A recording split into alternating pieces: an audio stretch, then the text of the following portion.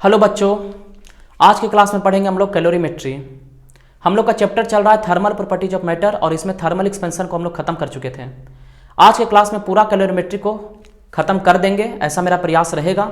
अगर मान लेते हैं कि कैलोरीमेट्री नहीं खत्म हो पाया किसी कारण से, कुछ कॉन्सेप्ट बच गया या कुछ न्यूमेरिकल्स बच गया, तो इसके बाद एक लेक्चर और आएगा कैलोरीमेट्री को। ओके, तो स्टार्ट करते हैं कैलोरीमेट्री। छोटा सा टॉपिक है, हर कॉन्सेप्ट को कवर करने का कोशिश करेंगे। कैलोरीमेट्री काफ़ी इंटरेस्टिंग है, आप आराम से वीडियो को देखें, नोट्स बनाएं, जो क्वेश्चंस कराएंगे बीच में उस क्वेश्चंस को करें। क्वेश्चंस करना काफ़ी इंपॉर्टेंट है। आपको लगता है कि सिर्फ हम वीडियो को देखकर सीख जाएंगे, तो ऐसा नहीं है। आपको प्रैक्टिस करना पड़ेगा, आपको याद भी करना पड़ेगा, रिवीजन करना पड़ेगा, क्वेश्चंस को करना पड़ेगा, ठीक है ना। किसी मॉड्यूल को फॉलो करना पड़ेगा या फिर किसी किताब को फॉलो करना पड़ेगा। आपको लगता है कि सिर्फ वीडियो में जो क्वेश्चंस करा रहे हैं उस क्वेश्चंस को करने से हम किसी कंपटीशन को निकाल लेंगे, तो ये भ्रम है आपका, ऐसा नहीं होता है, ठीक है ना। आपको खुद से क्वेश्चंस प्रैक्टिस करना पड़ेगा, ठीक है ना। लेकिन हाँ, ये है कि आप एक बार आप अच्छा से लेक्चर को देखें, जितना क्वेश्चंस है उसको करें, उसके बाद आप इतना इस लायक हो जाएंगे कि किसी भी आप मॉड्यूल को बना सकते हैं, किसी भी बुक को आप बना सकते हैं, ठीक है ना। किसी भी क्वेश्चंस को आप बना सकते हैं, अटेम्प्ट कर सकते हैं। ये आपको कैपेसिटी प्रदान करेगा लेक्चर। लेकिन लेक्चर डायरेक्ट देखने से और लेक्चर देख लेने के बाद आपको लगता है कि किसी कंपटीशन को डायरेक्ट क्रैक कर देंगे, तो ऐसा नहीं होता है। काफ़ी सारा क्वेश्चंस को प्रैक्टिस करना होता है, ठीक है ना। जितना ज़्यादा क्वेश्चंस बनाइएगा उतना ज़्यादा फिर आपको क्वेश्चंस बनेगा, ठीक है ना। एग्जाम में बैठिएगा तो उतना ज़्यादा क्वेश्चंस बनेगा आपसे, ठीक है। तो काफ़ी मेहनत का ज़रूरत है। अभी हम लोग बात करते हैं कैलोरीमेट्री पे। और कैलोरीमेट्री क्या होता है? कैलोरीमेट्री मीन्स, कैलोरी का मतलब होता है हीट, कैलोरी का मतलब होता है हीट, और मेट्री का मतलब हो गया मेजरमेंट। तो हम लोग कुछ अभी स्टडी करने वाले हैं हीट के मेजरमेंट के बारे में। ओके, हीट के मेजरमेंट के बारे में स्टडी करेंगे कैलोरीमेट्री। इसमें सबसे पहले कुछ हम दो चार आपको डिफिनीशन पढ़ाएंगे, ठीक है ना। 2-4 आपको फार्मूला आएगा, फिर उस पर हम लोग क्वेश्चंस करेंगे, न्यूमेरिकल्स करेंगे, फिर कुछ और कॉन्सेप्ट है उसको भी डिस्कस करेंगे। सबसे पहले कुछ हम 2-4 डिफिनीशन पे बात करते हैं। सबसे पहला जिसको बोलते हैं specific heat capacity. Specific heat capacity को थोड़ा बाद में करते हैं, पहले हीट कैपेसिटी को समझते हैं, ठीक है ना। हीट कैपेसिटी क्या होता है? हीट कैपेसिटी, ठीक है। हीट कैपेसिटी क्या होता है? सबसे पहले इसका डिफिनीशन को लिखते हैं और उसके बाद आपको समझाते हैं। It is the amount, it is the amount of heat energy, it is the amount of heat energy required, it is the amount of heat energy required to raise the temperature, raise the temperature of any substance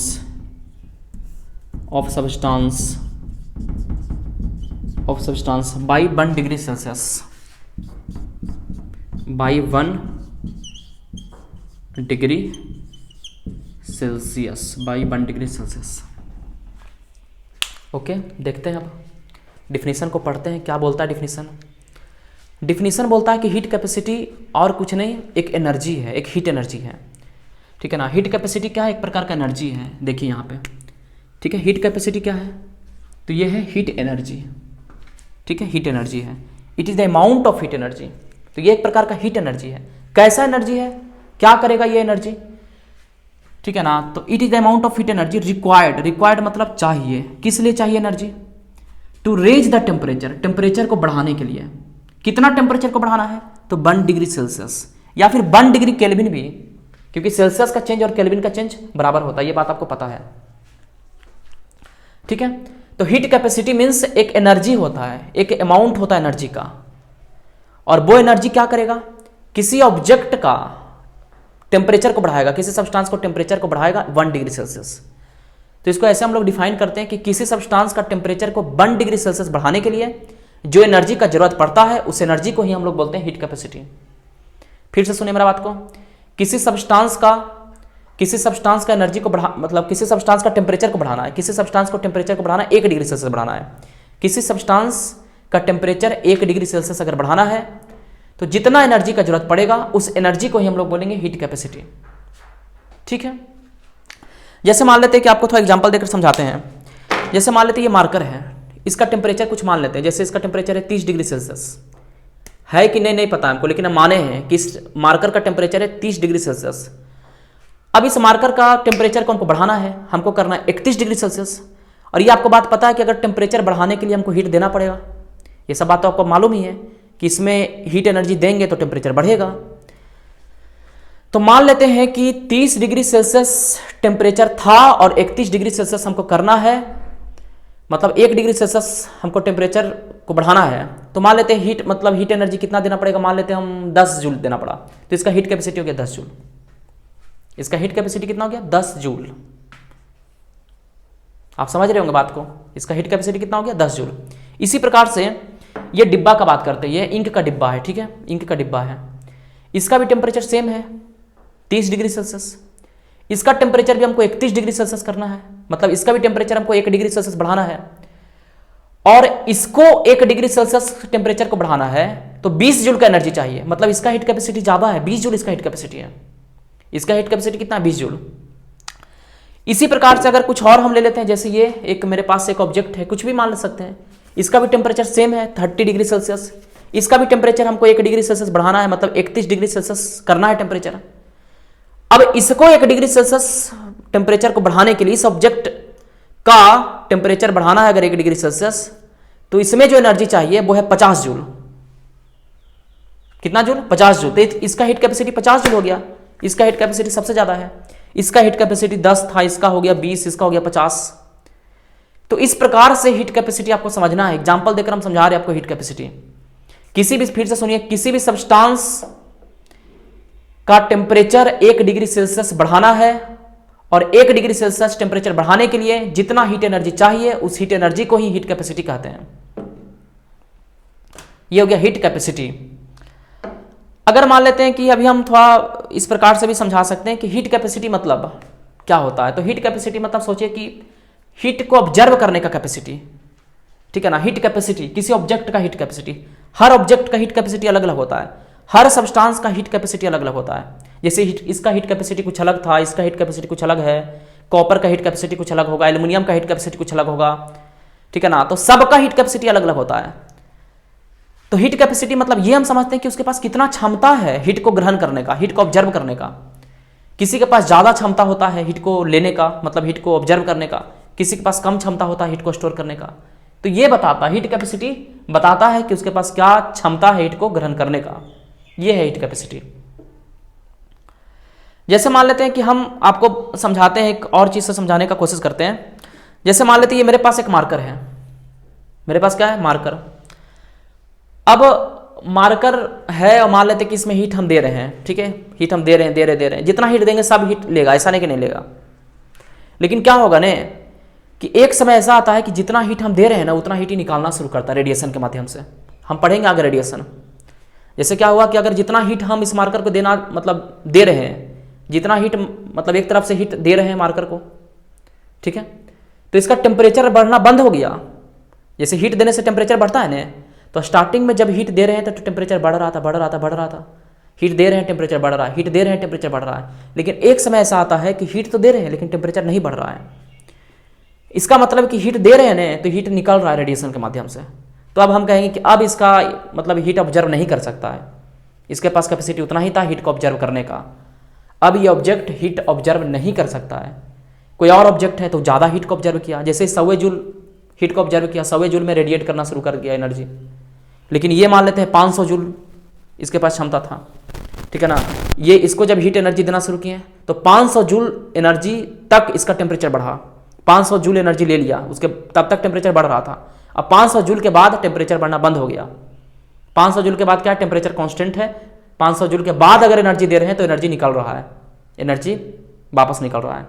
तो जितना energy दिए उतना energy निकालना शुरू कर दिया ये, तो उस समय बोलेंगे अब टेम्परेचर नहीं बढ़ेगा, इसके पास कैपेसिटी उतना ही था हीट ऑब्जर्व करने का, इससे ज़्यादा हीट ये नहीं रख सकता है। तो हर मटेरियल का, हर एक सब्सटेंस का हीट रखने का एक क्षमता होता है कि वो कितना हीट अपने अंदर रख सकता है। उस कैपेसिटी को बोलते हैं हम लोग हीट कैपेसिटी। ठीक है, इतना एग्जाम्पल्स काफ़ी है समझने के लिए। तो हीट कैपेसिटी, ये था आपका हीट कैपेसिटी। हीट कैपेसिटी को हम डिनोट करते हैं H से, इसको भी लिख देते हैं। हीट कैपेसिटी को डिनोट किया जाता है H से। ठीक है, तो H इक्वल टू, ठीक है ना, it is the amount of heat energy. Heat energy मतलब डेल्टा क्यू। देखिए डेल्टा क्यू मतलब चेंज इन हीट एनर्जी। तो डेल्टा क्यू क्यों करते हैं, चेंज का क्यों बात करते हैं? जैसे हम इसमें हीट देना शुरू किए हैं, इसमें हीट एनर्जी देना शुरू किए हैं, लेकिन पहले भी तो कुछ हीट एनर्जी था ना। तो पहले कुछ हीट एनर्जी था, फिर कुछ एनर्जी हीट हम देना शुरू किए, तो चेंज होता है, चेंज होता है। ऐसा नहीं कि इसका एनर्जी जीरो है। तो हीट एनर्जी अपॉन, ठीक है ना, हीट एनर्जी क्यों दे रहे हैं? टेम्परेचर को चेंज करने के लिए, डेल्टा टी। तो ये फॉर्मूला हो गया। या फिर इसको ऐसे भी लिख सकते हैं कि delta Q equal to H into delta T. ये फॉर्मूला भी आप इसको लिख सकते हैं, ये फॉर्मूला लिख सकते हैं, एनर्जी का फॉर्मूला। ठीक है, चेंज इन हीट एनर्जी का formula heat capacity into change in temperature. आप ऐसे भी लिख सकते हैं, चेंज अगर छोटा है तो D Q equal to H into D T, ऐसे भी लिख सकते हैं, कोई दिक्कत नहीं है। ठीक है, बाकी एस आई यूनिट का बात कर लेते हैं इसका। ठीक है ना, ऊपर क्या है, एक एनर्जी है, एनर्जी का जूल, टेम्परेचर है केल्विन, जूल पर केल्विन। ठीक है, इसको करें नोट। ठीक है ना, फिर हम बात करते हैं स्पेसिफिक हीट कैपेसिटी का, तो इसको नोट करें आप।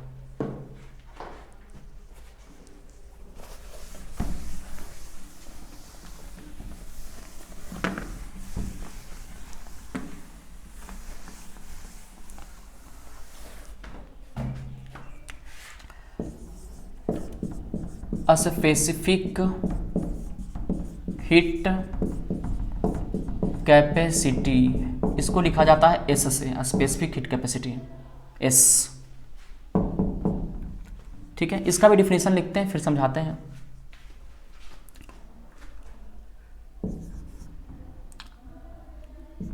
It is the amount of heat energy, it is the amount of heat energy. ये भी एक प्रकार का एनर्जी ही है। कैसा एनर्जी है दिखाएंगे। रिक्वायर्ड टू, ठीक है, it is the amount of heat energy required to raise the temperature, raise the temperature of unit mass of any substance by 1 degree Celsius, by 1 degree Celsius, by 1 degree Celsius। ठीक है, by 1 degree Celsius। आप समझते हैं कि जब heat capacity हम लोग पढ़ चुके हैं तो क्या जरूरत पड़ा स्पेसिफिक हीट कैपेसिटी का। ठीक है ना, सबसे पहले इस चीज़ को समझते हैं। हीट कैपेसिटी क्या था कि किसी सब्सटेंस का टेम्परेचर को हमको इंक्रीज करना है 1 डिग्री सेल्सियस, और उसके लिए जितना एनर्जी चाहिए उस एनर्जी को बोलते थे हीट कैपेसिटी। अब जैसे मान लेते हैं ना कि हम क्या किए ना कि मेरे पास एक ऑब्जेक्ट है, इसको बाद में पढ़िएगा। ठीक है, इसको छोड़िए, डिफिनेशन को पहले समझिए। मान लेते मेरे पास एक ऑब्जेक्ट है, ये ऑब्जेक्ट मान लेते कॉपर का है। ठीक है, मेरे पास एक और ऑब्जेक्ट है, बहुत बड़ा ऑब्जेक्ट है, ये भी कॉपर का है, ये भी क्या चीज का है, कॉपर का है। ठीक है, ये भी कॉपर का है और ये भी कॉपर का है। अब क्या है ना कि इसका टेम्परेचर मान लेते हैं कुछ है, मान लेते हैं 30 डिग्री सेल्सियस, मान लेते हैं 30 डिग्री सेल्सियस। इसका टेम्परेचर भी मान लेते हैं वही है 30 डिग्री सेल्सियस। इसका 30 डिग्री सेल्सियस से हमको टेम्परेचर को 31 डिग्री सेल्सियस करना है, 31 डिग्री सेल्सियस करना है। इसका टेम्परेचर भी हमको करना है 31 डिग्री सेल्सियस। इसका 30 से 31 करने के लिए जो एनर्जी हमको, ठीक है ना, जो डेल्टा क्यू मतलब जो हीट एनर्जी देना पड़ा, ठीक है ना, वो मान लेते हैं 100 जूल है, 100 जूल है। ठीक है, यहां पर क्या है, यहां पर मान लेते हैं 400 जूल, 400 जूल एनर्जी आया। यहां पर 30 से 31 करने के लिए 100 जूल का एनर्जी देना पड़ा, यहां पे 30 से 31 करने के लिए 400 जूल का एनर्जी देना पड़ा। तो यहां पर हम क्या चाहते हैं, दोनों मटेरियल सेम है, कॉपर कॉपर। ठीक है ना, दोनों मटेरियल सेम है, ये भी कॉपर है, ये भी कॉपर है, लेकिन यहाँ पर कॉपर ही है, लेकिन 30 से 31 करने के लिए यहाँ पर कम एनर्जी देना पड़ा। लेकिन यहाँ पर भी कॉपर है, लेकिन यहाँ पे 30 से 31 टेम्परेचर करने के लिए ज़्यादा एनर्जी का रिक्वायरमेंट है। तो यहाँ पर अब हम ई नहीं बोल पाएंगे कि कॉपर का हीट कैपेसिटी कितना है। ये तो एक सब्सटेंस का हीट कैपेसिटी हो गया ना। इस सब्सटेंस का हीट कैपेसिटी 100 जूल है, इस सब्सटेंस का हीट कैपेसिटी 400 जूल है। लेकिन अगर हम ऐसा डिफाइन करना चाहें कि एक कॉपर का ही हीट कैपेसिटी डिफाइन करना चाहें कि जैसे ही कॉपर बोले मतलब दिमाग में आ जाना चाहिए कि कॉपर का हीट कैपेसिटी इतना है, एल्युमिनियम का हीट कैपेसिटी इतना है, या गोल्ड का हीट कैपेसिटी इतना है, तो ये तो सब्सटेंस हो गया, ये सब्सटेंस का हीट कैपेसिटी हो गया। लेकिन किसी खास मटेरियल का हीट कैपेसिटी हम चाहते हैं कि मतलब हमको पता रहे, उसको बोलेंगे स्पेसिफिक हीट कैपेसिटी। इसलिए बनाया स्पेसिफिक हीट कैपेसिटी। देखिए करेंगे क्या क्या दिमाग लगाते हैं हम लोग दिमाग लगाना शुरू किए कि अगर यहां पे, अच्छा ये कैसे हो पाएगा, ये कैसे हो पाएगा अगर यहां पर मास कुछ है, ठीक है ना, ये दोनों का सेम टेम्परेचर कब हो पाएगा, इसका टेम्परेचर सेम कब होगा। यहां पर मान लेते हैं मास है 1 kg, तो इसका भी मास हमको 1 kg करना पड़ेगा, इसका भी मास हमको 1 kg करना पड़ेगा। अगर दोनों का मास अगर सेम है, ओके, दोनों का मास अगर हमको सेम है, इसका मास अगर हमको सेम है, ये पता है, तो यहां पर 30 से 31 करने में जितना एनर्जी लगा उतना ही एनर्जी लगेगा यहां पर भी 30 से 31 करने में। लेकिन यहां पर अलग एनर्जी क्यों लगा था, क्योंकि इसका मास ज्यादा है। तो हम लोग क्या बोले ना, इसमें मास घुसा दिए, ठीक है ना, कि एक यूनिट मास, यहां पे देखिए, it is the amount of heat energy, ठीक है, it is the amount of heat energy, है heat energy required to raise the temperature. किस लिए चाहिए वो energy, raise the temperature of unit mass. यहां पे देखिए ये खास है। स्पेसिफिक हीट कैपेसिटी भी एक एनर्जी होता है, स्पेसिफिक हीट कैपेसिटी भी एक एनर्जी होता है, एक हीट एनर्जी होता है, ठीक है ना। और वैसा एनर्जी होता है जो टेम्परेचर को इंक्रीज करेगा 1 डिग्री सेल्सियस, ठीक है ना, टेम्परेचर को इंक्रीज करेगा 1 डिग्री सेल्सियस। पर इसमें खासियत क्या है कि किसी सब्सटेंस का यूनिट मास को यूनिट मान लेंगे, 1 kg या 1 ग्राम यूनिट मास का हम लोग बात करते हैं। तो जैसे अगर मान लेते हैं कि स्पेसिफिक हीट कैपेसिटी मालूम है अगर, ठीक है ना, तो हीट कैपेसिटी आसानी से हम पता कर सकते हैं, ठीक है ना। ये सब हम बात करेंगे। सबसे पहले क्या करेंगे कि फार्मूला वगैरह लिख लेंगे, फिर और चर्चा करेंगे, डिटेल में चर्चा करते हैं इसको। पहले लिखते हैं फार्मूला। स्पेसिफिक हीट कैपेसिटी को लिखते हैं एस से, ठीक है, S equal to delta Q, ठीक है, एनर्जी अपॉन मास और डेल्टा टी, ये होगा फार्मूला। मास इसमें आएगा, इस फार्मूला में क्या आएगा, मास आएगा। तो डेल्टा क्यू इक्वल टू होगा एस एम डेल्टा टी। ये बहुत इंपॉर्टेंट फार्मूला है, इसको याद रखना है, ये बहुत इंपॉर्टेंट फार्मूला है, इसको क्या करना है, इसको रखना है याद, या फिर इसको भी याद रख सकते हैं, ठीक है, स्पेसिफिक हीट कैपेसिटी का फार्मूला।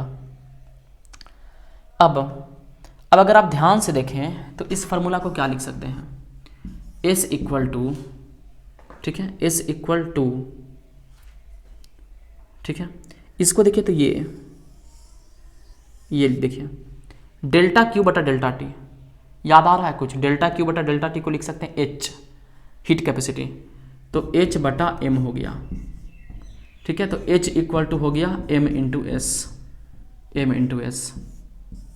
मतलब हम क्या बताएं, M क्या है, M है मास और S क्या है, specific heat capacity, specific heat capacity, specific heat capacity, और H क्या है, हीट कैपेसिटी, हीट कैपेसिटी। अब देखिए,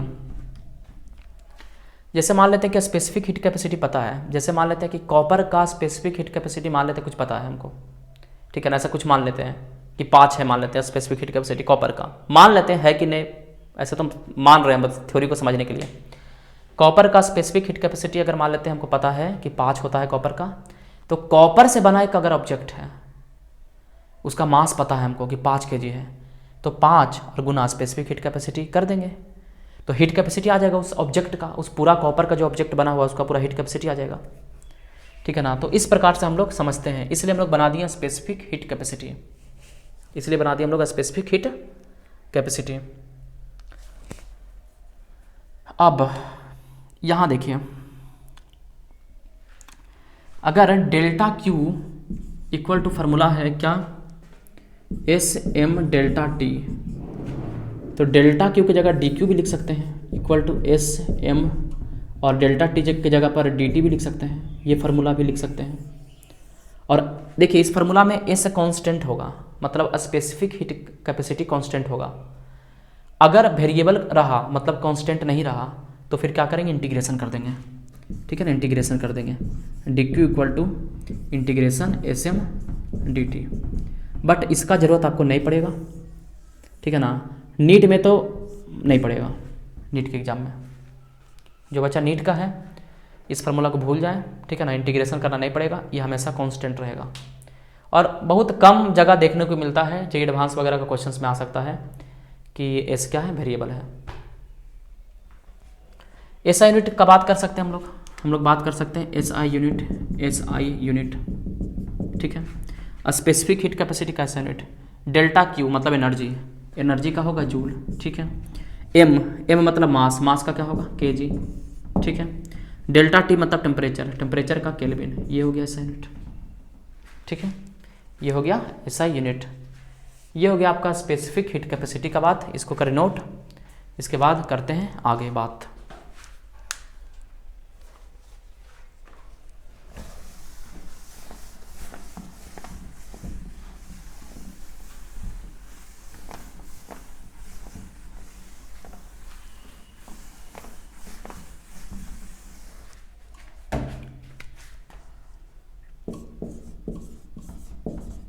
molar heat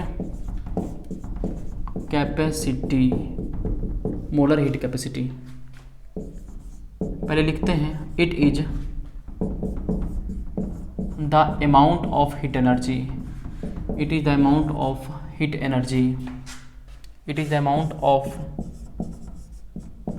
heat energy, it is the amount of heat energy required to, it is the amount of heat energy required to raise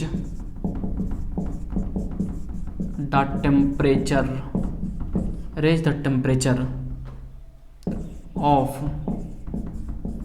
1 mole of a substance, 1 mole of a substance by 1 degree Celsius या 1 degree kelvin, 1 degree Celsius by 1 degree Celsius. ये देखिए molar heat capacity है, इसको लिखा जाता है सी से, ठीक है, इसको लिखा जाता है सी से, ठीक है। Molar heat capacity C equal to delta Q N into delta T, ठीक है। एन है आपका नंबर ऑफ मोल, ये आपका आ गया फार्मूला। यहाँ से डेल्टा क्यू का फार्मूला बना सकते हैं, एन सी डेल्टा टी, ठीक है। एस आई यूनिट का अगर बात करते हैं हम, एस आई यूनिट का बात करें तो डेल्टा क्यू का मतलब जूल, ठीक है ना, ये हो जाएगा मोल, और डेल्टा टी का हो जाएगा केल्विन। तो ये आपका हो गया एस आई यूनिट, ठीक है। तो आप समझ सकते हैं एक ही बात है, ठीक है ना। It is the amount of heat energy, ये एक प्रकार का हीट एनर्जी है, ठीक है। Required to raise the temperature of 1 mole of a substance, समझिए 1 मोल सब्सटेंस है, कितना मोल सब्सटेंस है, 1 मोल। अगर 1 मोल सब्सटेंस है उसका टेम्परेचर को हमको इंक्रीज करना 1 डिग्री सेल्सियस या 1 केल्विन, तो जितना एनर्जी चाहिए उस एनर्जी को बोलेंगे मोलर हीट कैपेसिटी। 1 मोल ऑब्जेक्ट का टेम्परेचर अगर 1 डिग्री सेल्सियस चेंज करना है तो जितना एनर्जी का जरूरत पड़ेगा उस एनर्जी को बोलेंगे मोलर हीट कैपेसिटी, ठीक है ना। तो ये हो गया मोलर हीट कैपेसिटी, इसको आप करें नोट, ठीक है ना। फिर हम लोग बढ़ते हैं कुछ आगे।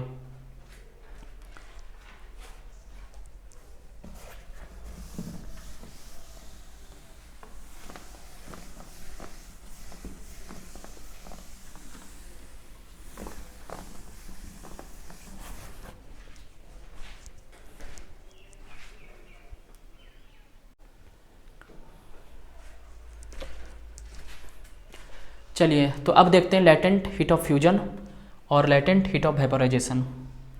देखिए अभी जो हम लोग 3 डेफिनेशन का बात किए, हीट कैपेसिटी या फिर स्पेसिफिक हीट कैपेसिटी या मोलर हीट कैपेसिटी, ये जो इसका फार्मूला था उसमें डेल्टा टी आ रहा था। इससे पहले जो भी बात कर रहे थे ना हम लोग चेंज इन टेम्परेचर का बात कर रहे थे, टेम्परेचर चेंज करते थे, ठीक है ना। कोई सब्सटेंस है उसका टेम्परेचर चेंज करना है, ठीक है ना, मतलब 1 डिग्री सेल्सियस टेम्परेचर चेंज करना था, जो एनर्जी लगता था उसका बात करते थे, मतलब टेम्परेचर चेंज का बात कर रहे थे। यहाँ पर क्या है ना कि फेज चेंज का बात करेंगे, स्टेट चेंज, ठीक है ना, स्टेट चेंज का बात करेंगे हम लोग। यहाँ पे टेम्परेचर चेंज नहीं होगा। देखिए होता क्या है ना कि जब स्टेट चेंज कर रहा है, जैसे कोई बर्फ़ है वो पानी में बदल रहा है, तो उस समय टेम्परेचर में चेंज नहीं होता है। तो जब फेज चेंज होगा उस टाइम टेम्परेचर चेंज नहीं होगा, और जिस समय टेम्परेचर चेंज हो रहा है उस टाइम फेज चेंज नहीं होगा, ठीक है ना। जिस समय टेम्परेचर चेंज होगा उस टाइम फेज चेंज नहीं होगा, और जिस टाइम फेज चेंज होगा उस टाइम टेम्परेचर में चेंज नहीं आएगा। समझते हैं कि लेटेंट हीट ऑफ फ्यूजन क्या होता है। लेटेंट हीट ऑफ फ्यूजन होता है, it is the amount of heat energy, एक प्रकार का हीट एनर्जी ही है, ठीक है ना। लेटेंट हीट ऑफ फ्यूजन एक प्रकार का हीट एनर्जी है। कैसा heat energy? Required to melt a unit mass of solid. एक यूनिट मास का सॉलिड है और उसको मेल्ट करने के लिए जितना एनर्जी चाहिए उस एनर्जी को बोलते हैं लेटेंट हीट ऑफ फ्यूजन। जैसे मान लेते हैं कि एक बर्फ़ है, ठीक है ना, एक बर्फ़ है, मान लेते हैं आइस है, ठीक है, मान लेते हैं मेरे पास एक आइस है, इसको मान लेते हैं हमको मेल्ट करना है, इसको हमको पिघला देना है इसको, तो पिघलाने के लिए हमको हीट एनर्जी तो देना पड़ेगा ना।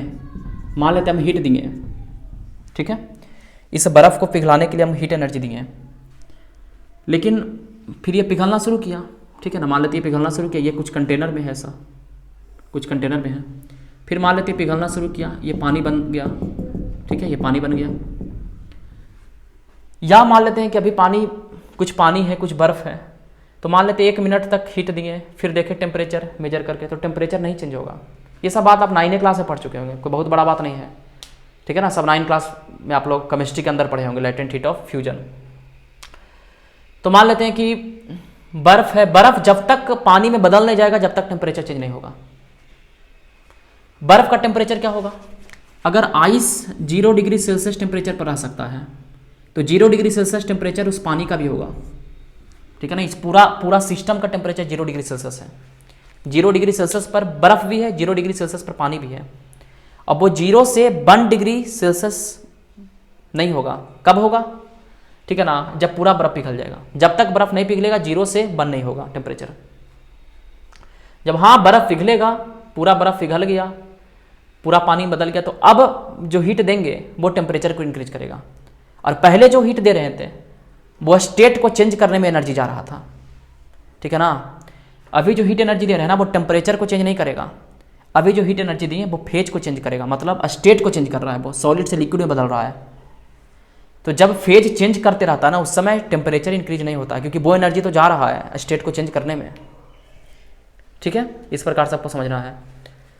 तो latent heat of fusion LF equal to delta Q और अपॉन डेल्टा M, ठीक है, delta Q upon delta M। यहाँ पे डेल्टा T नहीं होगा इसमें, क्योंकि बताएं चेंज इन टेम्परेचर तो होता नहीं है, क्योंकि फेज चेंज कर रहा है, ठीक है ना। क्या चेंज कर रहा है? फेज चेंज कर रहा है। फेज चेंज कर रहा है मतलब स्टेट चेंज कर रहा है। सॉलिड में था, लिक्विड में चेंज हो रहा है, बदल रहा है। तो सॉलिड से लिक्विड में जाने के लिए एक एनर्जी चाहिए, ठीक है ना। तो वो एनर्जी जो रिक्वायर्ड है उसी एनर्जी को बोलते हैं latent heat of fusion. It is the amount of heat energy to melt a unit mass of solid. Unit mass of solid को मेल्ट करने के लिए जो एनर्जी चाहिए उसको बोलते हैं लेटेंट हीट ऑफ फ्यूजन। इसका यूनिट आप देख सकते हैं, ठीक है ना, या फिर डेल्टा Q का फॉर्मूला लिख सकते हैं LF इंटू डेल्टा M। ऐसा यूनिट देख सकते हैं इसका, ऐसा यूनिट डेल्टा Q का जूल और डेल्टा M का मतलब डेल्टा M kg, ठीक है, जूल पर kg। मास में चेंज होता है, ठीक है ना, क्योंकि इस जो मेल्ट कर रहा है उसका मास तो चेंज होगा ना। पहले उसका मास कुछ और था, मेल्ट होते गया तो मास कमते चल गया, तो मास में क्या होता है? चेंज होता है। यूनिट हो गया जूल पर kg। अब हम लोग समझते हैं latent heat of vaporisation. Latent heat of vaporisation क्या है? ये भी एक एनर्जी है, ठीक है ना। ये सब हिडन फॉर्म ऑफ एनर्जी होता है, ठीक है ना। मतलब हम लोग एनर्जी तो दे रहे हैं लेकिन एनर्जी दिखता नहीं है, ठीक है ना। हम लोग हीट एनर्जी दे रहे हैं लेकिन वो एनर्जी जा कहाँ रहा है, वो एनर्जी ही स्टेट को चेंज करवाता है, ठीक है ना। वो एनर्जी स्टेट को चेंज करा रहा है, सॉलिड से लिक्विड में बदल रहा है, ठीक है ना। वो एनर्जी के कारण टेम्परेचर नहीं इंक्रीज होता है, ठीक है ना। इसको बोलते हैं hidden form of energy. Latent heat of vaporisation भी कुछ ऐसा ही होता है, ठीक है ना। ये भी एक प्रकार का एनर्जी है। It is the amount of heat energy, it is the amount of heat energy, ठीक है ना, required to vaporise a unit mass of liquid, ठीक है ना। Vaporise a unit mass of liquid. जैसे मान लेते हैं कि मेरे पास एक लिक्विड है, ठीक है। इसका टेम्परेचर कुछ है 20 डिग्री सेल्सियस। इसको मान लेते हैं हीट करना शुरू किया, टेम्परेचर बढ़ा, 30 हुआ, 40 हुआ, 50 हुआ, 60 हुआ, 70, 80, 90 हुआ, फिर 100 हो गया। तो इसका टेम्परेचर क्या हो गया, 100 हो गया। अब 100 से इसका टेम्परेचर नहीं बढ़ेगा, इस लिक्विड का टेम्परेचर 100 से नहीं बढ़ने वाला है अभी। अब 100 डिग्री सेल्सियस टेम्परेचर है, अब क्या होगा, ये वेपर में बदलेगा, ठीक है ना। ये वेपर में बदलना शुरू करेगा, ठीक है ना, वेपर में बदलना शुरू करेगा। हीट तो दे रहे हैं लेकिन वो हीट एनर्जी के कारण टेम्परेचर नहीं बढ़ेगा, वो स्टेट चेंज हो रहा है। हीट एनर्जी तो इसको मिल रहा है, हीट तो दे रहे हैं लेकिन टेम्परेचर नहीं चेंज करके वो स्टेट चेंज कर रहा है वो हीट एनर्जी, और वो क्या करेगा, वेपर में बदल देगा। तो वो एनर्जी जो दे रहे हैं जिसके कारण वेपर में चेंज हो रहा है, वो एनर्जी को ही बोलते हैं लैटेंट हीट ऑफ वेपोराइजेशन। तो एल वी मतलब latent heat of vaporisation equal to क्या होगा, डेल्टा क्यू, ठीक है, और by delta M, delta Q by delta M, ठीक है। इस प्रकार से डेल्टा क्यू का फिर फार्मूला लिख सकते हैं, L V into delta M. Unit का बात करेंगे, यूनिट वही रहेगा, एस आई यूनिट जूल पर केजी, जूल पर केजी, ठीक है। तो दो चीज़ होता है हीट एनर्जी के कारण, दो चीज़ होता है, पहला टेम्परेचर चेंज और दूसरा फेज चेंज।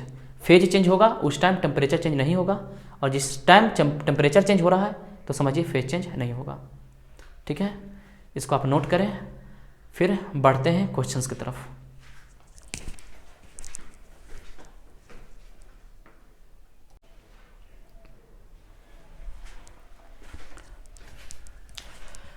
ये कुछ याद करने वाला चीज़ है, ठीक है ना। इसको नोट कर लें सबसे पहले, इसको याद करना है। ज़रूरी नहीं है कि मतलब इसका ज़रूरत पड़ेगा ही, क्वेश्चन में ऐसा दिया रहता है लेकिन कहीं कहीं पर क्वेश्चन में नहीं दिया हुआ रहेगा, तो आपको याद होना चाहिए वाटर का। Specific heat capacity of water याद कर लेना है, 4200 जूल पर केजी केल्विन, या फिर कैलोरी में, ठीक है ना, 1 कैलोरी पर ग्राम केल्विन, ठीक है ना, याद होना चाहिए। इसी प्रकार से specific heat capacity of ice, इसका आधा होता है 2100 जूल पर केजी केल्विन, या फिर 0.5 कैलोरी पर ग्राम केल्विन, ठीक है ना। फिर latent heat of fusion of ice 80 calorie पर ग्राम, और latent heat of vaporisation of water 540 calorie पर ग्राम, ठीक है ना। तो इसको आप जल्दी से नोट कर लें, ठीक है ना, इसको याद भी कर लेना है। उसके बाद करते हैं कुछ क्वेश्चन।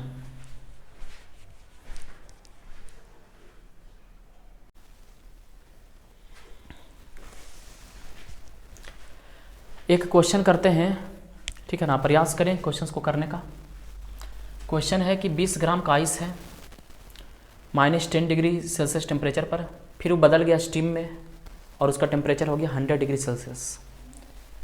तो हीट एनर्जी बताना है, change in heat energy calorie में बताना है, ओके। चलिए इस क्वेश्चन को सॉल्व करें, ठीक है। प्रयास करें सबसे पहले क्वेश्चन को सॉल्व करने का, फिर हम बताएंगे इस क्वेश्चन को, ओके। प्रयास कर लिए, देखिए क्या करना है इस क्वेश्चन में। सबसे पहले डायरेक्ट ऐसे क्वेश्चन नहीं सॉल्व किया जाता है, ऐसा नहीं डायरेक्ट क्वेश्चन को सॉल्व करेंगे। सबसे पहले क्या होगा ना कि -10 डिग्री सेल्सियस से डायरेक्ट तो 100 में बदलेगा नहीं। सबसे पहले क्या होगा, सबसे पहले क्या होगा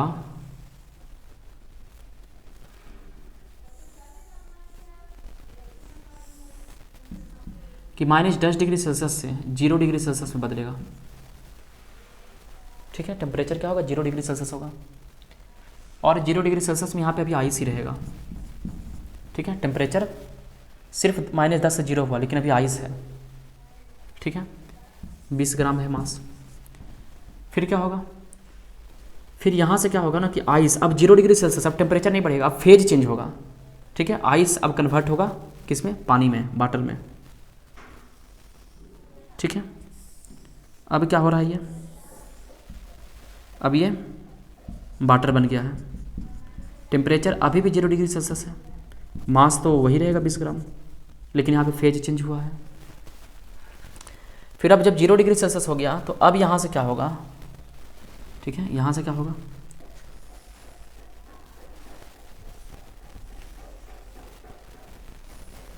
अब 0 डिग्री सेल्सियस हो गया, पानी बन गया, पानी से टेम्परेचर बढ़ना शुरू करेगा और टेम्परेचर हो गया 100 डिग्री सेल्सियस, ठीक है। लेकिन है तो अभी वाटर ही, है अभी वाटर ही, मास वही 20 ग्राम रहेगा।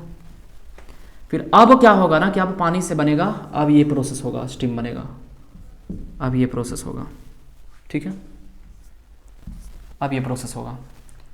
तो यहाँ पर फिर से फेज चेंज हो रहा है, यहाँ पे टेम्परेचर तो वही रहेगा 100 है, यहाँ पे भी 100 रहेगा, ठीक है ना, लेकिन अब स्टीम में बदलेगा। तो धीरे धीरे कर करके एनर्जी निकालते हैं। सबसे पहले कि इसको यहाँ से यहाँ, इससे इस प्रोसेस में कितना एनर्जी लगा होगा, इस प्रोसेस में कितना एनर्जी लगा होगा, तो निकालेंगे delta Q equal to specific heat capacity into mass into delta T, ठीक है। स्पेसिफिक हीट कैपेसिटी आइस का कितना था, 0.5 कैलोरी पर ग्राम केल्विन, ठीक है। मास कितना है 20, ठीक है ना, 20 ही रहने देंगे, बदलने की जरूरत नहीं क्योंकि 0.5 लिए हैं, ठीक है। और गुना चेंज इन टेम्परेचर, -10 से 0 हुआ, टेम्परेचर चेंज हुआ 10, ठीक है, सॉरी, तो 5 दूनी 10 मतलब हो गया 100 जूल, 100 जूल का एनर्जी, ठीक है। कितना जूल एनर्जी हो गया, 100 जूल एनर्जी। अच्छा अब यहाँ देखेंगे, अब इससे इसमें जाने में कितना एनर्जी खर्चा हुआ होगा, यहाँ पर भी एनर्जी कुछ चेंज हुआ होगा।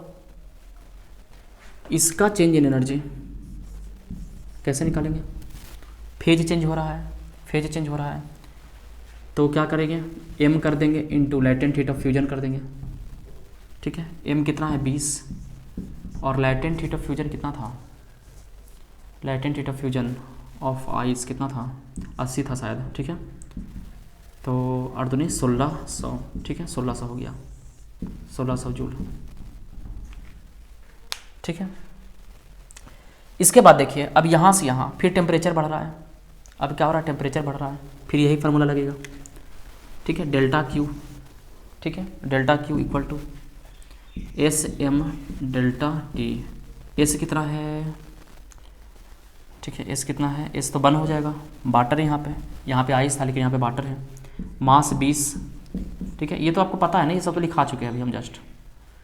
और टेम्परेचर कितना चेंज हुआ, 0 से 100 हुआ, मतलब 100, तो कितना हो गया, ठीक है, 2000 जूल, ठीक है। अब यहाँ देखना है, यहाँ से यहाँ गया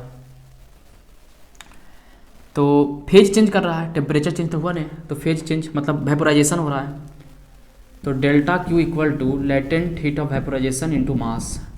लैटेंट हीट ऑफ वेपोराइजेशन कितना था, 540 था ना, 540 गुना मास 20 ग्राम, तो कितना हो गया 0 0, ठीक है, इतना जूल, ठीक है, ये हो गया आपका।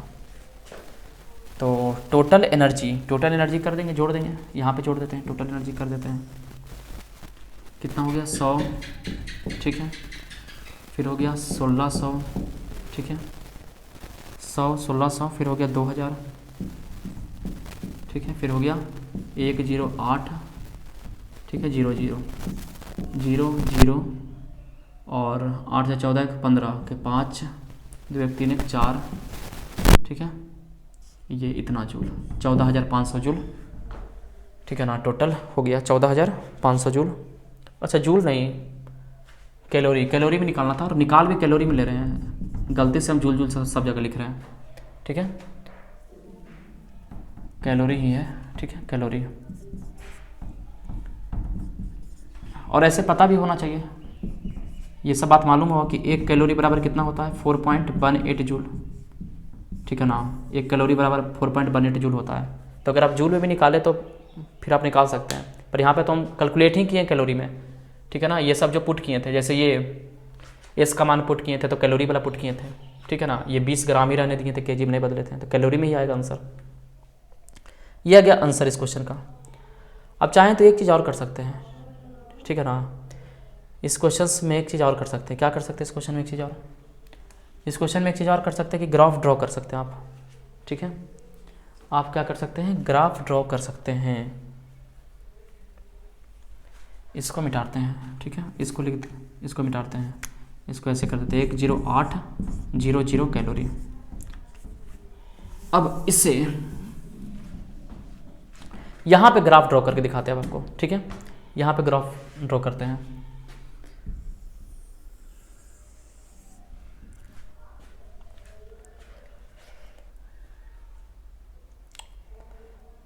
ऐसा करते हैं ना कि हम पूरा को मिटा देते हैं, ठीक है, फिर ग्राफ ड्रॉ करेंगे।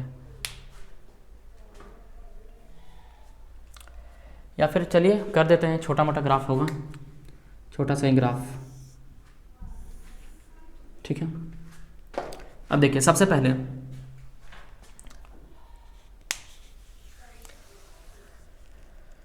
पहले देखिए एनर्जी कितना है, 100, ठीक है।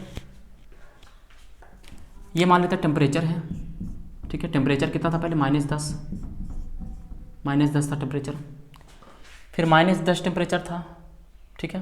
फिर टेम्परेचर 0 हो गया, एनर्जी कितना खपत हुआ, 100 कैलोरी, ठीक है। ये एनर्जी है, ठीक है, ये डेल्टा क्यू है, ये 100 हो गया, 100 जूल, ठीक है। कितना जूल हो गया, 100 जूल। फिर देखिए, फिर 100 जूल नहीं कैलोरी, ठीक है, 100 कैलोरी एनर्जी। फिर देखिए 1600 कैलोरी रहा, लेकिन टेम्परेचर चेंज नहीं हुआ है, ठीक है, टेम्परेचर चेंज नहीं हुआ है। 1600 कैलोरी एनर्जी चेंज हुआ है, ठीक है, 1600 ऐसा कुछ ग्राफ जाएगा, ठीक है। यहाँ पे हो गया 1600 नहीं, 1600 + 100 1700 कैलोरी, ठीक है। इसको थोड़ा छोटा बनाते हैं, ऐसे लिख देते हैं, ठीक है, 1700 कैलोरी। फिर क्या होगा 1700 के बाद, ठीक है, ये हो गया। इसके बाद देखिए 2000 कैलोरी एनर्जी है और टेम्परेचर कितना चेंज हुआ है, 100 टेम्परेचर चेंज हुआ है, टेम्परेचर 100 चेंज हुआ है, ठीक है। ये मान लेते हैं 100 डिग्री सेल्सियस और ये है मान लेते हैं 2000 कैलोरी, ठीक है। फिर क्या हुआ, यहाँ से यहाँ जाने में 10,800 जूल एनर्जी खपत हुआ है, एनर्जी में चेंज हुआ है और टेम्परेचर नहीं बढ़ा है, ठीक है, टेम्परेचर नहीं बढ़ा है क्योंकि फेज चेंज हो रहा है, टेम्परेचर तो बढ़ेगा नहीं, ठीक है। ये ऐसे हो गया ग्राफ, ठीक है, ये ग्राफ हो गया। यहाँ पर क्या हो रहा है, फेज चेंज, ठीक है। एक और यहाँ पे हो रहा था फेज चेंज ना, फेज चेंज 2 जगह हो रहा है क्या,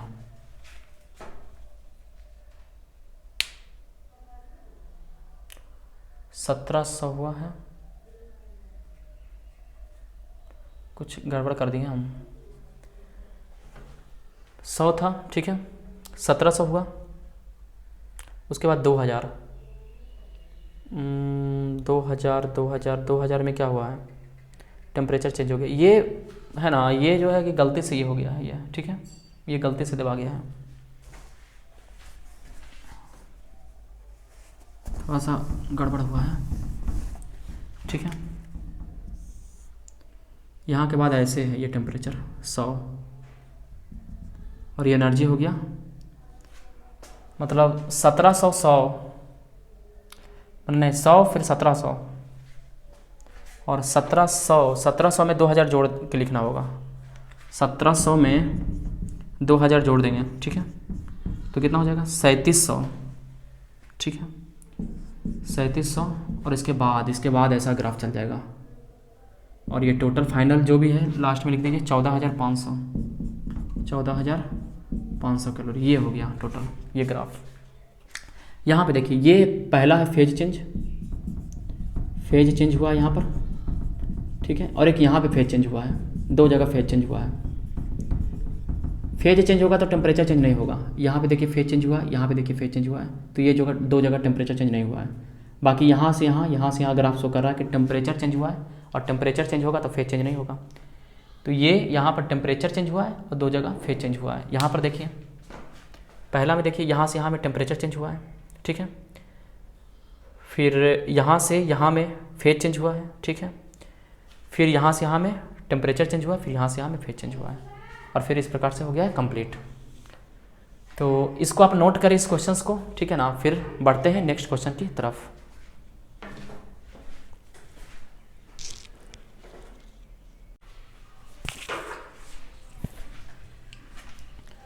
चलिए करते हैं कुछ और क्वेश्चंस। क्वेश्चन है एक, मान लेते मेरे पास एक कंटेनर है, ठीक है। इस कंटेनर में मान लेते हैं कि कुछ पानी है और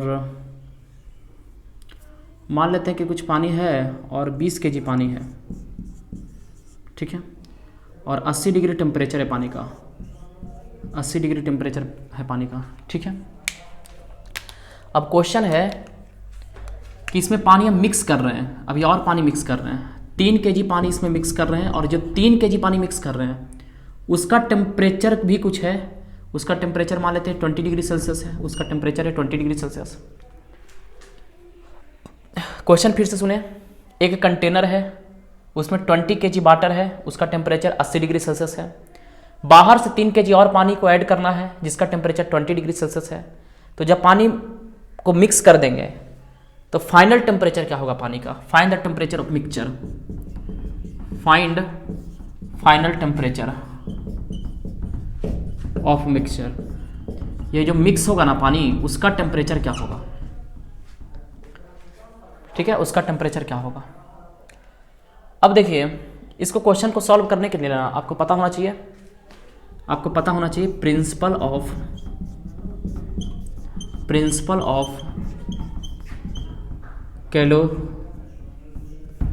कैलोरीमेट्री, प्रिंसिपल ऑफ कैलोरीमेट्री, ठीक है। क्या होता है प्रिंसिपल ऑफ कैलोरीमेट्री? ये नॉर्मल होता है heat loss equal to heat gain, ठीक है। ये होता है आपका हीट लॉस, जितना हीट लॉस हुआ है उतना हीट गेन होगा, heat loss equal to heat gain, बस इतना बस आपको पता होना चाहिए। आप आसानी से टेम्परेचर को निकाल सकते हैं। अब देखिए होगा क्या, इसका टेम्परेचर, इस पानी का टेम्परेचर कम है, इस पानी का टेम्परेचर ज़्यादा है, ठीक है ना। तो मिक्सचर का जो टेम्परेचर होगा, जो मिक्स होगा तो उसका टेम्परेचर 80 भी नहीं होगा, 20 भी होगा नहीं होगा, कि कोई बीच का टेम्परेचर होगा। तो मतलब इस पानी का टेम्परेचर लॉस करेगा, ठीक है ना, इसका मतलब टेम्परेचर घटेगा, हीट लॉस करेगा, इसका टेम्परेचर बढ़ेगा मतलब हीट गेन करेगा। तो ये कितना लॉस करेगा, लॉस निकालिए, ठीक है ना। तो लॉस कितना करेगा, ठीक है ना, हीट लॉस, हीट एनर्जी का लॉस। तो हीट एनर्जी का क्या फॉर्मूला था, delta Q equal to M into S, ठीक है। यहाँ पे पानी है तो पानी का, और डेल्टा टी, ठीक है। एम कितना है 20, ठीक है, एस डब्ल्यू लिख देते हैं, और delta T change in temperature, ठीक है, चेंज इन टेम्परेचर मान लेते हैं, ठीक है ना। यही तो पूछ रहा है, find final temperature of mixture. तो मान लेते हैं कि टेम्परेचर टी होगा, ठीक है, मान लिया कि टेम्परेचर क्या होगा टी। तो चेंज कितना हुआ, 80 था और टी हो गया, मतलब घटेगा ना, तो 80 माइनस टी, ठीक है, 80 minus T equal to gain कितना करेगा, ये पानी कुछ टेम्परेचर को गेन करेगा, मतलब हीट को गेन करेगा, टेम्परेचर बढ़ेगा। ये कितना गेन करेगा, तो 3 kg है, ठीक है, एस डब्ल्यू है, एंड कितना इसका मतलब चेंज होगा टेम्परेचर का। तो टेम्परेचर इसका कम है और बाद में टेम्परेचर बढ़ जाएगा, टेम्परेचर कम है टेम्परेचर बढ़ेगा, इसका मतलब क्या होगा, 20 से टी होगा, मतलब टी माइनस 20, ठीक है। एस डब्ल्यू से एच डब्ल्यू खत्म, ठीक है। और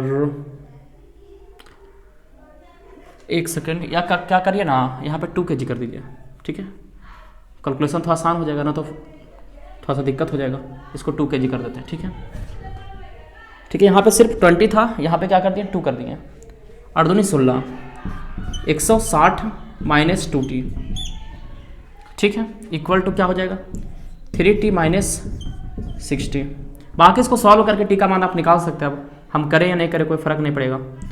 160 और प्लस क्या होगा 60 इक्वल टू 5t, ठीक है।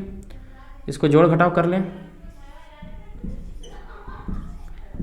5t, ठीक है ना। टी का मान यहाँ से निकाल ले, जो भी आ जाएगा आंसर हो जाएगा। ये आपका मेन समझ में आना चाहिए, ये कॉन्सेप्ट है, ठीक है। Heat loss equal to heat gain, और ये आपको लिखने आ जाना चाहिए। इसी में क्वेश्चन आपको ऐसे ही पूछ सकता है, ठीक है ना। इसी में क्वेश्चंस और भी पूछा जा सकता है। इसको नोट करें सबसे पहले।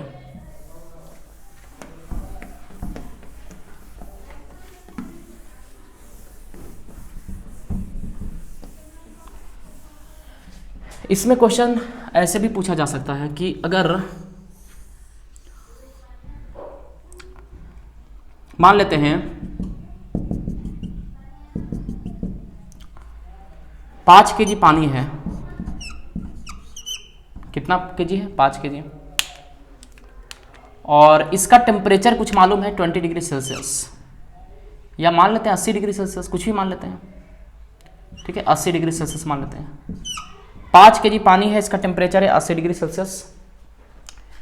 तो कह रहा है कितना पानी हम मिलाएं, कितना kg पानी मिलाएं, और उसका टेम्परेचर होना चाहिए 20 degree Celsius. 20 degree Celsius temperature का कितना पानी मिलाएं ताकि जो फाइनल टेम्परेचर है, ठीक है ना, फाइनल टेम्परेचर है, कुछ ऐसा लिखा रहेगा कि फाइनल टेम्परेचर 40 हो जाए या फाइनल टेम्परेचर 50 हो जाए, ऐसा कुछ लिखा रहेगा, ठीक है ना। फिर से क्वेश्चन समझे। एक कंटेनर में 5 kg पानी है, ठीक है, उसका टेम्परेचर है 80 डिग्री सेल्सियस। उसमें बाहर से कितना kg पानी मिक्स कर दे हम, और जो मिक्स कर रहे हैं उसका टेम्परेचर भी दिया रहेगा 20 डिग्री सेल्सियस टेम्परेचर के कितना kg पानी को मिक्स करें ताकि फाइनल टेम्परेचर, ठीक है ना, फाइनल टेम्परेचर जो है, फाइनल टेम्परेचर है वो हो जाना चाहिए 50 डिग्री सेल्सियस, ठीक है। तो ये पूछ रहा है कितना kg मिलाएं, m पूछ रहा है, ठीक है, ये क्वेश्चन पूछ रहा है, m पूछ रहा है। अब इसको बनाना है, तो कॉन्सेप्ट वही है, ठीक है ना, कि heat loss equal to heat gain, यही कॉन्सेप्ट है, heat loss equal to heat gain, ठीक है। इसका टेम्परेचर ज़्यादा है, ये लॉस करेगा, कितना लॉस करेगा, तो m मतलब 50 SW into change in temperature, ठीक है, 80 था और फिर 50 होगा तो 80 माइनस 50 का चेंज, ठीक है, इक्वल टू इसका मास m है, इसको तो निकालना ही है, ठीक है, और SW लिख देते हैं, और फिर चेंज इन टेम्परेचर। तो टेम्परेचर में चेंज कितना होगा, 50 था और फिर 20 हो गया, मतलब कितना 30, ठीक है, 50 माइनस 20 वही 30 का चेंज होगा। 80 में से 50 गया 30, ये तो सीधा खत्म ही कर देते हैं, इसको भी खत्म कर देते हैं। तो m इक्वल टू कितना होगा 5 kg, ठीक है ना। तो 5 kg और मिलाना पड़ेगा, ठीक है, 5 kg पानी मिलाएंगे, ठीक है ना। 20 डिग्री सेल्सियस जिसका टेम्परेचर होगा तो फाइनल टेम्परेचर आएगा 50 डिग्री सेल्सियस, मिक्सचर का फाइनल टेम्परेचर आएगा 50 डिग्री सेल्सियस। तो इस प्रकार से आप क्वेश्चंस को कर सकते हैं, ठीक है ना, इस प्रकार से, ठीक है ना। ये कॉन्सेप्ट आपको हम सिखा रहे हैं, किस कॉन्सेप्ट को यूज करके क्वेश्चंस को आप कर सकते हैं, ठीक है, नोट करें इसको।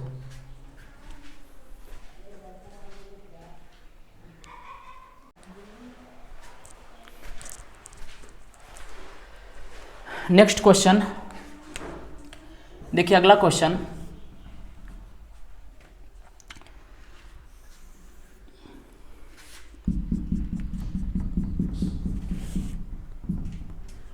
मान लेते हैं कि 5 kg का एक ऑब्जेक्ट है जो कि चल रहा है 3 मीटर पर सेकंड से। इसके बाद मैंने मान लेते हैं फ्रिक्शन है यहाँ पे, ठीक है ना, रफ है सरफेस रफ है। जब यदि सरफेस रफ है तो कहीं ना कहीं रुकेगा ही, फाइनल वेलोसिटी 0 होगा, ठीक है। तो कह रहा है questions, if all the heat produce is absorb by the block then find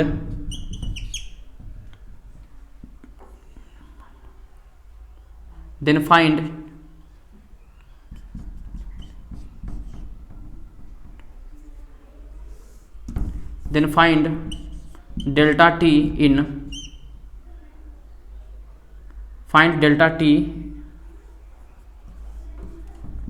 of block। ठीक,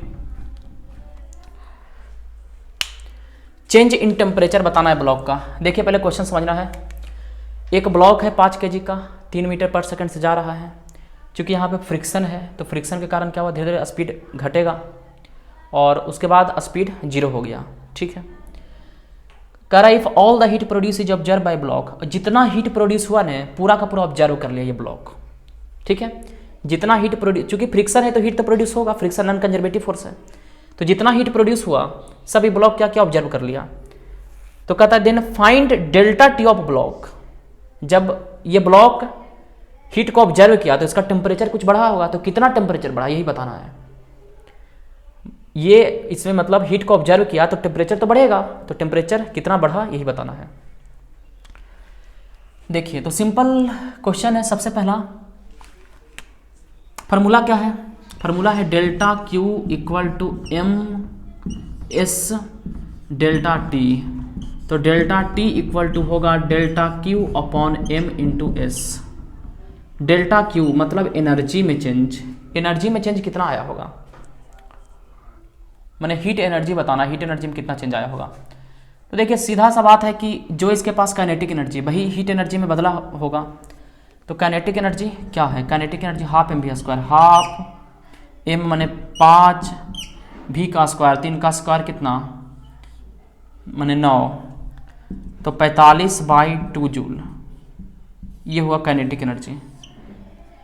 तो पूरा का पूरा काइनेटिक एनर्जी तो हीट में कन्वर्ट हो गया। ठीक है ना, तो जितना भी मतलब काइनेटिक एनर्जी है, ठीक है ना, सब का सब किस में कन्वर्ट हो गया, हीट में। तो काइनेटिक एनर्जी ही होगा क्या, डेल्टा क्यू। काइनेटिक एनर्जी ही क्या होगा, डेल्टा क्यू होगा। ऐसे भी समझ सकते हैं कि पहले मान लेते ब्लॉक के पास कुछ मतलब एनर्जी होगा, हीट एनर्जी होगा, कुछ होगा हीट, लेकिन जब जैसे ही मान लेते हैं कि रुकते रुकते रुकते रुकते क्या हुआ कि मैंने इतना एनर्जी और बढ़ गया, 45/2 जूल एनर्जी, हीट एनर्जी और बढ़ गया, तो चेंज इन हीट एनर्जी होगा 45/2 जूल। लिख देंगे कि 45/2। ठीक है, मास कितना है, मास है 5। ठीक है, और एस दिया हुआ रहेगा क्वेश्चन में, एस नहीं दिया हुआ, लिख देते हैं एस इक्वल टू मान लेते लिख देते हैं 1000 मैंने क्या जूल पर केजी केल्विन। तो लिख देंगे 1000 यहाँ पर 9 बार में, ये हो गया 4.5 बार में, तो 4.5 और बटा 1000 इतना चेंज हुआ, इतना केल्विन। ठीक है, केल्विन की डिग्री सेल्सियस, केल्विन। ठीक है, इतना केल्विन ये है। ऐसे भी केल्विन या डिग्री सेल्सियस चेंज का बात हो रहा है, तो चेंज में तो बराबर रहेगा, कोई दिक्कत वाली बात नहीं है। 4.5/1000 इसको और मतलब कर सकते हैं सॉल्व। ठीक है, तो इस प्रकार से हम लोग क्वेश्चन को सॉल्व करते हैं। ठीक है, क्वेश्चंस को नोट करें, एक और क्वेश्चंस को लेते हैं।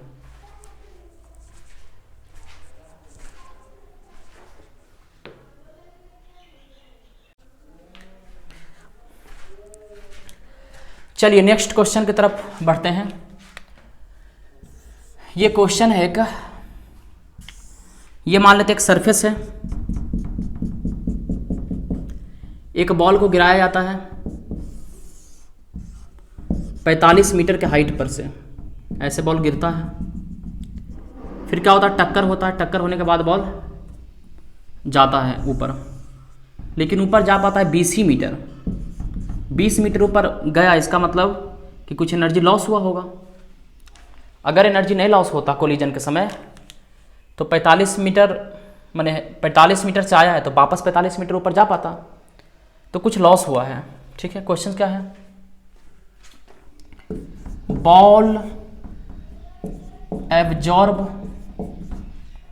80% energy, ball observe 80% energy lost in collision, find delta T.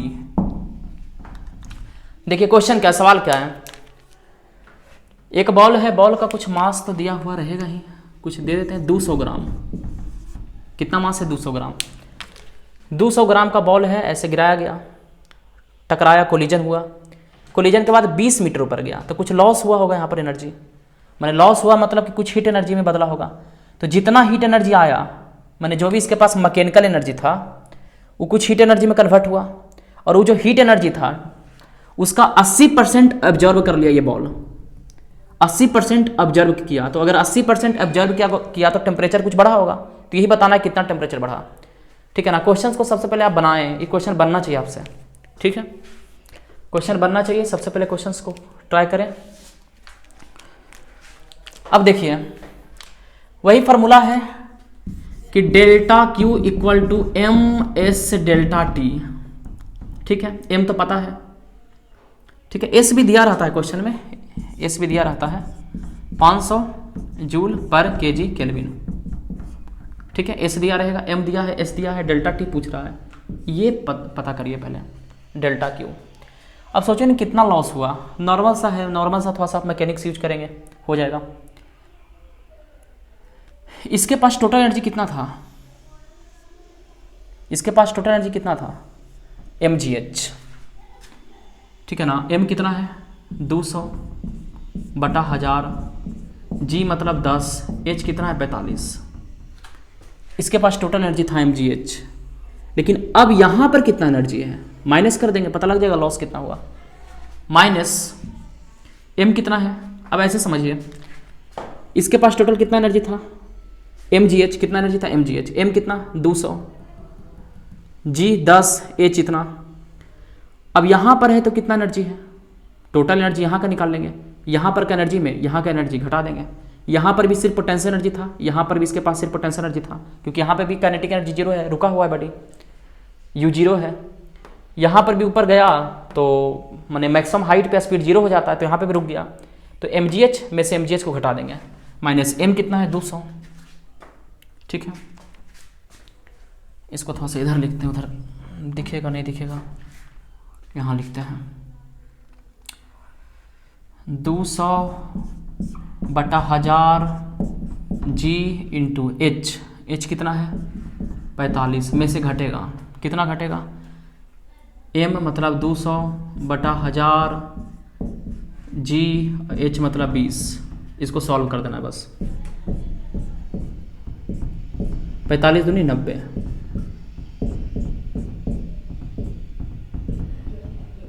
दूनी 4 मैंने 40, 50 जूल आ गया, कितना जूल आ गया 50 जूल।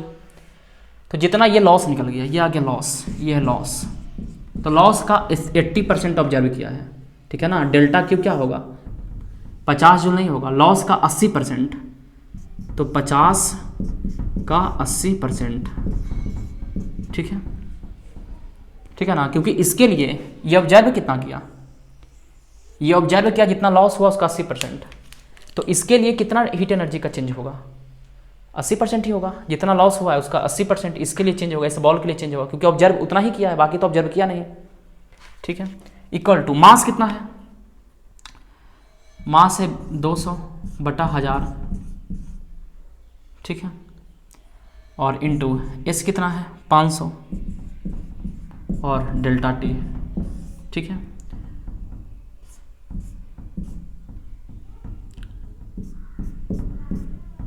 अठ पचे 40 और इक्वल टू यहाँ पर क्या हो जाएगा, 5 दूनी 10 और 109 हो जाएगा, ठीक है, डेल्टा टी इक्वल टू 40/100 हो जाएगा, मतलब 0.4 डिग्री सेल्सियस या फिर केल्विन, ठीक है। तो ये आंसर हो जाएगा 0.4 डिग्री सेल्सियस।